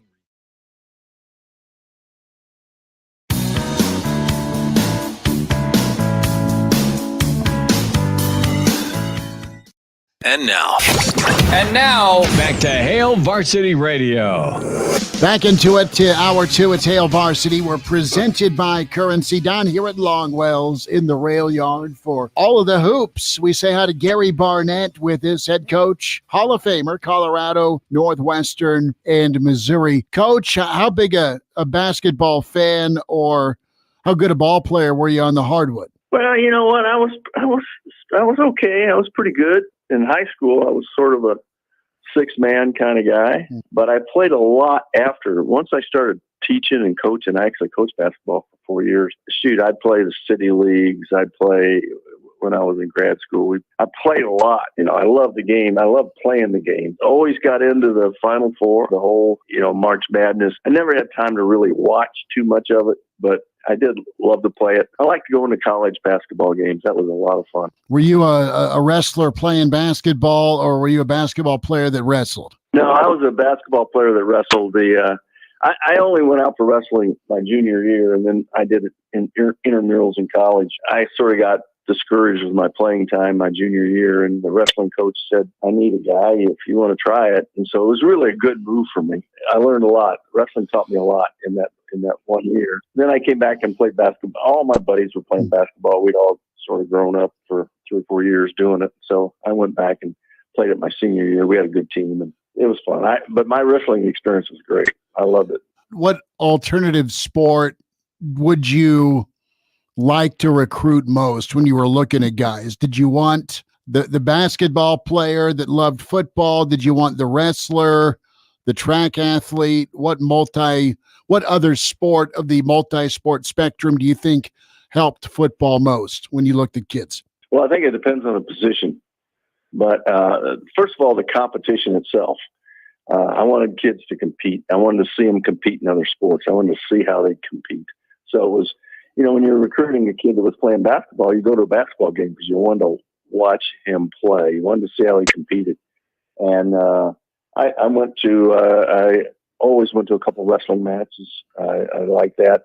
I'd say it depends on the position, but linemen and defensive linemen, I love to see them wrestle because you could see if they could bend their knees. You could see how competitive they were. Sort of hard to judge sometimes linemen as to how competitive they really are, because most of the guys you're recruiting are pretty big, and sometimes they're just sort of become better players because they're the biggest guy in the valley. But you can really see athleticism either on the basketball court or on the wrestling mats. So I like for defensive players to wrestle. Gary Barnett with us, Hail Varsity Radio. So do you do a family bracket? Would you do an office pool? Are you in a pool right now? Who do you have picked? Well, you got to understand, you couldn't do an office pool when I was coaching. That's how Neuheisel lost his job, was he was in an office pool in Washington. Yeah. Yeah. So remember that. Slick Rick had to sue, but he won in court. Yeah, he did. I wasn't willing to go there. He had a lot more money.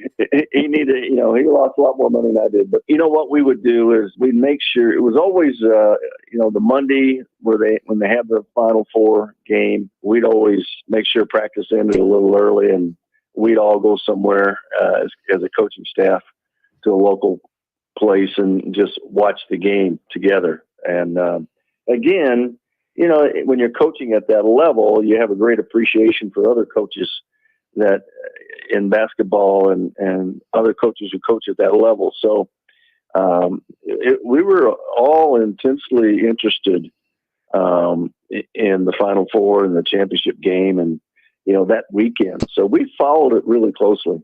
I'm in a family pool now. We've got first time we've done it. So who did you pick? Well, I didn't spend much time at it. It doesn't look like it's a good choice right now, but I've got Houston. We'll have to see. I picked Houston. Are you going to are you going to send it to the shredder or no? We picked the same. Shredder? Yeah, well, the bracket, shred your bracket. Yeah, we both have Houston picked. Good on you. What basketball coach did you admire or were you a fan of? Well, it's interesting. I got to know Bobby Knight when I was at Northwestern a little bit, and I had a lot more appreciation for him than most people did. I met Krzyzewski when I was at Northwestern as well. When you're a coach, you do a lot of talks, and you refer back to John Wooden stuff all the time. He's sort of what his stuff transcends all sports. And so I always used a lot of his stuff and had a great appreciation for him. I have to think about that a little bit. Most of those guys out there, I just had a great appreciation for. Did you ever do anything fun with Coach Knight, or was it mainly just on the speaking circuit? You know what? No, it was mostly just on the speaking circuit, or he had come to Durango once when I was at Fort Lewis. I met him down there. He loved to fish, and he would fish anywhere. And so, no, I just watched him and listened to him a little bit. And, there's things you take away from guys, and there's some things you don't want to take away from some guys. And so he had as many things as he probably had more things that I wanted to not take away than what he had. But you can always learn from every guy. I think anybody that's in that profession that you're in, you can learn something from every single one of them. And that's what I always try to do, is glean as much as I could from anybody that coaches at that level. Gary Barnett with us, Hail Varsity Radio. Nebraska gets underway spring football, and there's always been a purpose to some of the things that Coach Rules had Nebraska doing, eating together, everything's a competition. Obviously, they're assessing movement before pads. And, Coach, what is the biggest selling point to the kids if you're new? Is it previous success, or is it day-to-day follow-through? Like, this guy's a real dude. Every day he shows up for it. He's at the drills with me. What do you think makes the biggest impression when you're trying to connect with a new team? I think one is believing in them. And I think number two is doing everything you say you're going to do. Mm-hmm. And I don't think past success anywhere else even enters into it. And I don't think it should. And so I think the way you earn the respect of your team is by doing what you say you're going to do, and being there with them and encouraging them, but always telling them the truth. Always tell them the truth. And that is going to withstand everything and anything, it sounds like, because it may not be what they want to hear, but it's something that they got to hear, that type of thing. Yeah, coaches, there's a saying in the coaching world, so coaches tell you what you need to hear, not what you want to hear. Mm-hmm. And, of course, that's an out sometimes, too, but you really do. Coaches tell you what you need to hear, and that's what a coach needs to do. That's what he should do, is tell them what they need to hear, not what they want to hear. I want to get your take on Missouri. I know you keep an eye on Tiger football. Daniel Kalen, really, really talented quarterback out of Bellevue West in Omaha, signed with Missouri, or announced his commitment with Missouri Monday of this week. What do you like about what Drink and company got going down in Columbia? It sounds like we talked to Kalen's high school coach, Coach Huffman, and man, there's a really good connection with the offense with Missouri and this Nebraska quarterback. Well, I've sort of let Coach Drinkwitz take care of things. I haven't stayed as close to that as I have Colorado or even Northwestern or even Nebraska. I probably stay closer to you guys than I do Missouri, but I always sort of know what's going on. And I think Coach Drinkwitz has done a nice job. I think, recruiting the area, recruiting the state, and the local area, I think, which I think they look at Nebraska and think that's a local area. So not afraid to go into the Midwest and get kids, not thinking you have to go to a certain part of the country to get them, like Texas or Florida. So if they like them and they sign them, then, it's a commitment by both coach and player. And, they've got to believe in each other before, and you got to feel that belief as a player. You got to feel that he believes in you. And then, you jump in and go. Now with the portal, you're able to make a few mistakes in your decisions that you couldn't make before. But now you can, if it ends up not being a good choice, then there's an out there. So unfortunately, that's the way it works these days. Gary Barnett with us, Hail Varsity Radio. Coach, I want to talk about Coach Prime, and specifically, what's your thought with ESPN descending on Boulder to broadcast the spring game? Well, the guy just keeps making things happen that nobody else could make happen. And I mean, we were undefeated in '89, and the biggest spring attendance we ever had was maybe 8,000 people after that. So, and we won the national championship, or tied for the national championship that year. So, and here Prime comes in with the worst football team in the last 2 years in the country, and he gets ESPN because of his celebrity status and the fact that he's the hottest thing out there in college football. They come in, and that's the only game that the big network's doing. So, he's pulling some things together, and he has an attraction like no one else in this business right now. A lot of perks laid out for the different coaches between country clubs, golf clubs, SUVs, personal flight time, all that. What was your favorite perk as a head coach? I think it was probably flying down and playing Augusta. Oh, you got to do that? Yeah. So when I was at Northwestern, I got to do that, and actually was scheduled to do it that same spring I left and went to Colorado, so I missed that trip. But I was no longer on the list to go after I left. So. I was going to say they didn't follow through. Well, Gary, You've got to force him here, Coach. I mean, I was trying to get the athletic director of Colorado to wait and make the announcement after my trip to the Masters or down to play Augusta, but he didn't want to do that. So, well, good try anyway. That's a perk. You got to Augusta. That's really awesome. Coach, enjoy your weekend. Hit them far and straight. Enjoy the weather, and we'll get caught up again. Thanks for talking some ball. All right. Great being with you, Chris. I'm Gary Barnett, the perk. Let's go to Augusta. And that was pretty good as Gary Barnett joining us. Illinois making a run right now, down 7, now down 8 to Arkansas. Don't forget the Bet Your Beer. Todd emailed in. He's like, I'm confused. No kidding, Todd. You're confused occasionally. But what it comes down to is you pick an underdog, and that underdog, I'll explain more. Hard break, back with more. Hail Varsity continues.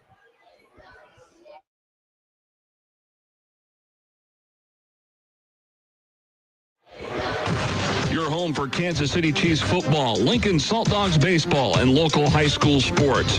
Local and regional coverage can be heard right here on KFOR, FM 101.5, 1240 AM, and KFORnow.com. Yeah, that's 4 in a row. Beginner's luck. Todd Spidell, body shop owner, terrible driver. I'm here shooting hoops with Corey to show that size really doesn't matter. Corey has at least 5 inches on me. Hey, look at that. What? Where? Ah, he shoots, he scores. Oh, man, that wasn't fair. Come on. Same goes for body shops. Bigger isn't always better. There's an emergency call for Corey in the lobby. I'll be back in a minute. Yes, another score! Wait, what? You see, Corey, sometimes the little guy has to be clever and try a little harder. At Spidell Body Works, you're a friend, not a number. There's no automated answer service, and we never require appointments for estimates. I want a rematch. Oh, look at the time. You know what they say? Oh, well, back to Spidell. Accidents happen even to good drivers. If it happens to you, call Spidell Body Works and let us take the ball from claim to completion. We won't try to sell you a car, change your oil, or paint your car for $2.99. But if you want your vehicle fixed right, Spidell Body Works is your best decision after a collision. Let's be real. Mopping is a hassle. You have to fill the bucket, pushing a wet, heavy mop around, then cleaning the mop when you're done so it doesn't grow bacteria. A hassle on top of a hassle. Try Swiffer Wet Jet.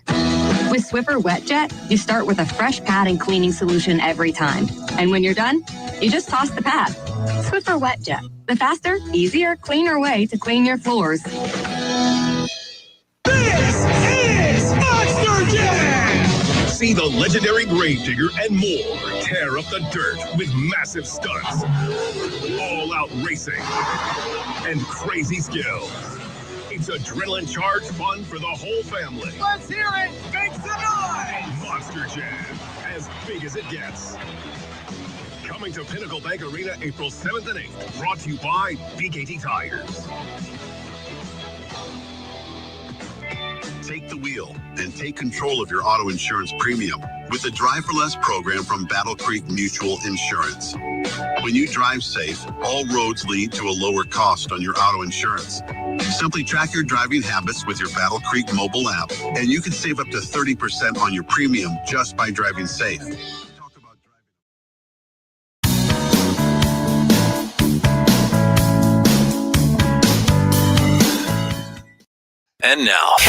And now, back to Hail Varsity Radio. Thanks for hanging out. We're here at Longwell's down at the rail yard, arguably the best day of the year. And we talked Husker sadness, Husker madness, good stuff from Jeremiah Searles and Coach Barnett this hour, Brandon Vogel last hour. The rundown for Todd and the crew on how you can get free beer here at Longwell's is you bet your beer. And what happens is you order beer, you ask your server to print your tab, you pick an underdog. It's got to be a double-digit seed. Before the start of the game, you write that underdog you picked on your tab, and you give the tab to the owner, Eric. And if your team wins, the owner's got that underdog on your tab. Mm-hmm. And guess what? Beer's on your friends here at Longwell's. That beer tab taken care of. If your underdog loses, guess what? You've had a hell of a good time, and you pay your tab. Yes. Pretty awesome. It's a fun setup. I haven't seen anything like this. No. At least in the capital city. Maybe I'm just uncultured. I love this idea. Gives you a reason to stick around and watch the full game and maybe root for some people you wouldn't root for otherwise. So I love this. And there's a lot of Princeton folks smiling. We'll see if Danny Burke, Pride of Chicago, VSiN Sports Network, had Princeton nailed. Danny, good to spend time with you. Thanks for hopping on. I know it's a busy day for you and the crew at VSiN, but how's this tournament treated you so far? Tell me you were all over Princeton. Man, I wish I was all over Princeton, but, I didn't really do anything with that game aside from the bracket. Arizona, at this point, guys, I'm involved in like 5, 6 different brackets. So one of them, I had them in the Final Four. Others, I had them losing in the Elite Eight. So I'm kind of all over the place. The majority, I had Alabama coming out. So not the worst case scenario. But I have Arkansas in this game currently going against Illinois. I have them in a survivor pool. I bet them, and then obviously I have them in a bracket. So I'm unfortunately saying that I'm anti-Big Ten in this tournament, with the exception of Michigan State is the one Big Ten team that pre-flop I am betting on. So, I live bet West Virginia. It did not go great, but hey, Arkansas is looking all right. We'll see if they can hang on. Danny, are you willing to tell us what percentile your bracket is in right now? I don't mean to humble brag or anything, but I'm in the 98th percentile. At least once Arkansas gets it done. Give it 5 hours. I can't say I've looked at. Yeah, I kind of wait at least till some of the other games finish, but I'm going to assume that it's not looking too hot so far because I also had Utah State in most of my brackets. I had West Virginia in all of my brackets, and then obviously Arizona. We have Arkansas here. We had the other winners, so I'm sure I'm middle of the pack right now. But, hey, it's the first round, so I wouldn't freak out too much unless you got a Final Four team that's exiting, like I'm sure a lot of people had with Arizona. But luckily, I only had them in probably like a couple at most. So, I'm sure I'm in the middle of the pack right now. We probably won't be looking at that till later tonight, and then we'll see how I'm feeling. Danny Burke is with us on Hail Varsity Radio. Danny, my biggest upset pick in my bracket is Iona over UConn. What are your thoughts on that? What are the chances of that happening? I don't hate the idea of that. The only issue is that UConn is an incredibly efficient team when they're playing their style of ball, both offensively and defensively. And I think the number was something like however many champions since like 03 have all fallen under, or add their adjusted offensive and adjusted defensive efficiency on KenPom, they have been under 50. And UConn falls as one of those teams. And UConn has been a squad, these last couple of months, and a lot of people have tagged as a true contender. And probably in one of my brackets, I think I have them going to the Final Four. I do like them over Iona, but look, in terms of them covering the number, I wouldn't hate if you said Iona. I mean, you got Rick Pitino on the other side, obviously an experienced coach. This team just had a really good run in their conference tournament. I get it. I'm not going to, dismay anybody who's jumping in on Iona, but I'll be rooting for the Huskies. But, hey, I certainly would be shocked if it comes through. Danny, I need to get your take on the underdog betting strategy. I'm not sure if you've seen this online, but there's this one guy put down $100 on every single underdog across all 63 games last year. He ended up making, I think, $1,100 on his bets, which for playing 63 games is not great return on your investment. But is that a viable option for those out there betting going through March Madness? It's not something necessarily that I would recommend to blindly do. I wouldn't recommend blindly doing anything, but there is some proof to that in the sense that you see these favorites who are laying such high numbers, and maybe not necessarily the number one seed, but when you go from 2 to 3 to 4 and these guys are laying double digits, I mean, we know how volatile March Madness is. We know how volatile college basketball is in general. These are college kids who can't hit high percentage shots at the end of the day. So no chance I'd ever want to lay these high numbers with these teams. So, yeah, I'd personally rather take them. Like, take this Tennessee and Louisiana matchup, for example. I in no way would want to lay that much with Tennessee. And it's not to say that I'm taking the points with Louisiana. It's just the Volunteers have proven to be an untrustworthy team, and Louisiana offensively could keep up with them.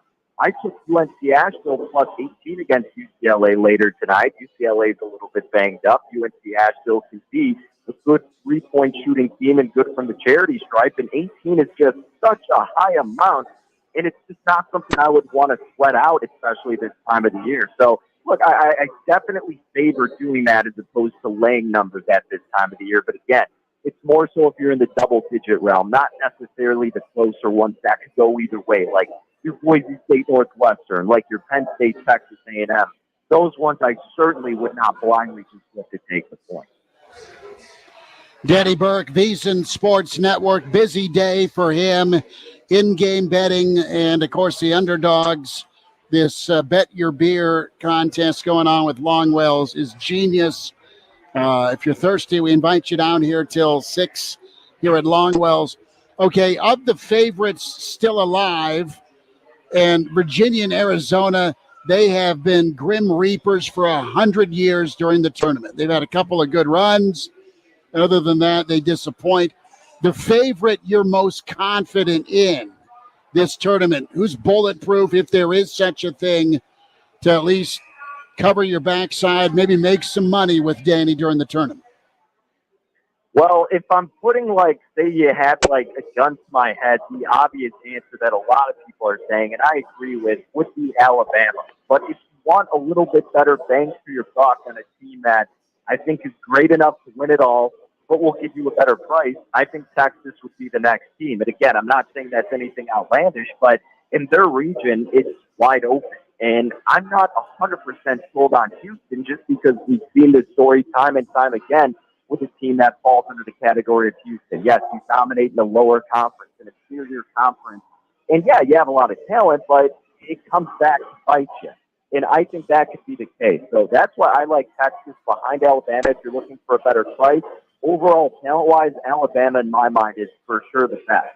But then Texas has come next. And I also think Gonzaga is a sneaky team to consider. Let's remember, I mean, every year we talk about the Bulldogs. The expectations are so high, and they fall short. Well, this year, people kind of, I don't want to say forgot about them, but maybe didn't put the same amount of pressure and expectations as high as we have in the Bulldogs years past.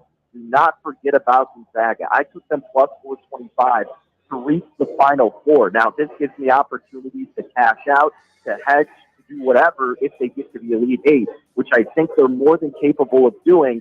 I'm not that high in UCLA, especially with those injuries. So I think Gonzaga's got a pretty good path, too, if you want to go even a little farther down the list. Danny will check in next week. Thanks for a few minutes today. Hey, you got it, fellas. Enjoy the tournament. Thanks for having me on.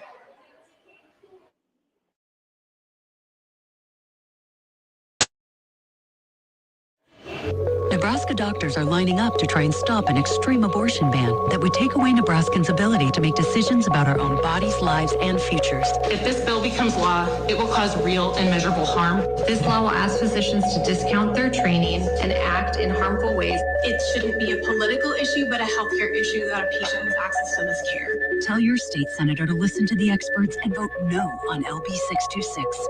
A message from the ACLU of Nebraska. Learn more at aclunebraska.org. Listen to this station anytime, anywhere on Odyssey. Odyssey is your new audio home for all the music, news, sports, and podcasts that matter to you. Odyssey. That's AUDACY. This is KFOR's Kathy Blythe inviting you to join Legacy's John Kopetsky and me Saturday mornings for the Aging Adventure, brought to you by Legacy Retirement Communities. Lifestyle and health topics plus fascinating people. The Aging Adventure, 8 a.m. Saturdays on KFOR. A boy born in Joplin, Missouri was fascinated by anything with wheels and a motor. The odds of him going on to fascinate millions with his talent? 1 in 260,000. The odds of this born racer having 157 career top 10 finishes in NASCAR? 1 in 125 billion. But every driver seeks the pinnacle of their achievements. The odds of him winning both the Daytona 500 and the Brickyard 400 in the same year? 1 in 195 million. The odds of a child being diagnosed with autism? 1 in 88. I'm NASCAR driver Jamie McMurray, and my niece has autism. Learn more at autismspeaks.org/signs. Early diagnosis can make a lifetime of difference. Brought to you by Autism Speaks and the Ad Council. A lot of work goes into making Nebraska, Nebraska. Keeping it green. Helping it thrive. Making it fun. Everything that goes into caring for our outdoors, from waters to wildlife, plays a big role in making Nebraska home. Learn how we help conserve our state's natural resources at outdoornebraska.org. Paid for by Nebraska Game and Parks. Aired with the Nebraska Broadcasters Association and this station. Attorney Joe Cordell. Divorce forces a father to focus on what's most important, his children. You may no longer be a husband, but you'll always be a dad. In the divorce process, this comes down to 3 key concerns: physical custody, decision-making, as well as financial support. Each of these is important, and it's important that you choose a lawyer that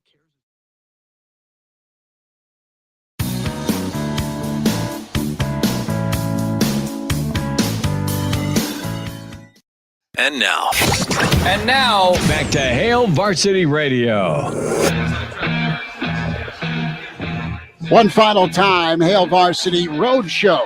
Thursday, the tournament going on. Bet your beer down here at Longwells. Go talk to your friend Eric down here at Longwells and find out more. A lot of happy basketball fans that had that double-digit underdog that took care of their beer tab. It was pretty awesome. There's some Arizona fans here that, quite frankly, are hacked off. I'm one of them. I'm not an Arizona fan. I'm ticked off. So this would be great. Well, let's just pause the game between Auburn and Iowa and have Bruce Pearl, former Iowa assistant who got canned at Iowa for being dirty, allegedly, and now he's at Auburn. And then there's Fran McCaffrey. I'm going to burn a hole through you, McCaffrey. And let's just let Pearl and McCaffrey go at it at midcourt. Just call them laser Winner? eyes. Yes, laser eyes is it. Iowa is trying to tie things up at the free throw line here. Chris Murray, phenomenal ball player, 20 a contest. So Arkansas did their job. Thank you. You have more games tonight. Missouri got the win after a sluggish first half against Utah State. And the Pac-12 continues to wonder why people are bolting their league. Speaking of Iowa, though, I did see a fun stat today, and that's that Keegan Murray, Chris Murray, and now West Virginia's Joe Toussaint were all on the Iowa team featuring Luka Garza 2 years back. Yeah. None of them averaged more than 18 minutes per game. None of them averaged more than 7.2 points per game. Meanwhile, Connor McCaffrey averaged 23 minutes per game with 3 points per game on 32% shooting. So So they left. People bugged out on Fran because Fran was playing his kid too much. People are just taking the tire iron to Fran McCaffrey today, I guess. Yes, Twitter. they are. Well, and you'd ask for seconds. I mean, a second tire iron and a second crack at Fran. It's hard to throw shots from where like Nebraska is no, right you're now. not. You swept Iowa. You swept Iowa, but they're in the tourney and you're not. I know. Which matters more at the end of the day? Making the tourney or beating Iowa twice? I think losing to Nebraska twice and being pushed down to an 8 seed is something to be proud of if you're Fred Hoiberg. It's something to be proud of, but if you're Iowa, all those losses to Nebraska are swept under the rug if you go take down Auburn, because now you have more NCAA tournament wins than Nebraska's entire history. Well, Fred's trading his black and gold. Fran's trading his black and gold for navy and gold here at the end of the year. You'll end up at Notre Dame. Go Irish. I would absolutely do that if I'm him. But busy slate tonight. Longwell's your stop for all sorts of good eating and beers, and I got to get a menu fired up here. I'm hungry. Connor, you rolling down here after the show? I will see you guys in about 30 minutes. Say less. There we go. Duke, Oral Roberts tonight. That is a 10-point win for Arkansas. That's big. Maryland surviving West Virginia, who looks horribly coached. Texas and Colgate. Connor Clark's fighting Northwestern Wildcats in action. Houston, better not ask Arizona to hold my beer. Louisiana, Tennessee, Penn State, A&M, UCLA, and Asheville. That is what's happening tonight. And, of course, spring football starts Monday. And back with more thoughts and action tomorrow. Hail Varsity, presented by Currency for all your equipment financing needs. Back at you tomorrow at 4 with Hail Varsity. Big thanks to Jeremiah Searles, Coach Barnett, Danny Burke, Brandon Vogel. Thanks to you, Connor. Thanks to you, Elijah. Chris Schmidt will be back tomorrow, 4 o'clock with Hail Varsity.